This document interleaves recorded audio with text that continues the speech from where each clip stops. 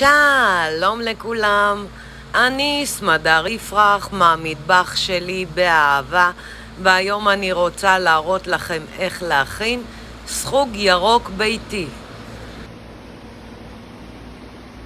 המצרכים הם רבע כוס שמן זית, 3 לימונים סחוטים טרי, 20 שיני שום, 2 פלפלים ירוקים חתוכים לרצועות, כף שטוחה מלח, כף שטוחה פלפל שחור, כף שטוחה כמון, 15 פלפלים חריפים ירוקים וחבילה וחצי כוסברה.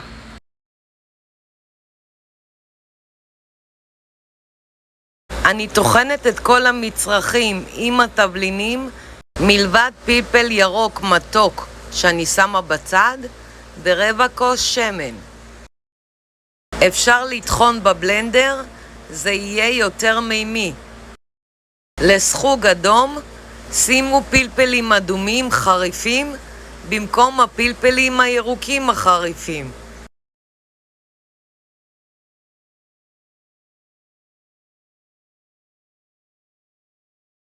אני טועמת חריף מאוד.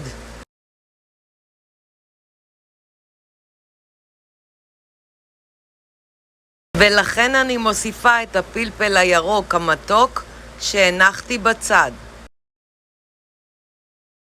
הסחוג נשמר במקרר כמה חודשים.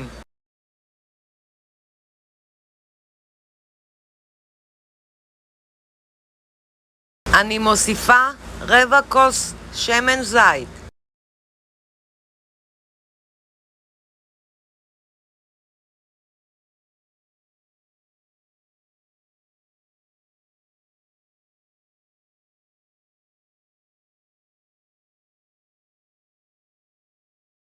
והסחוג מוכן. אני סמדר יפרח מהמטבח שלי באהבה.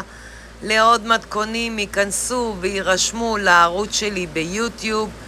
ניתן לרכוש את ספרי הבישול והאפייה שלי מאמזון, ובהצלחה.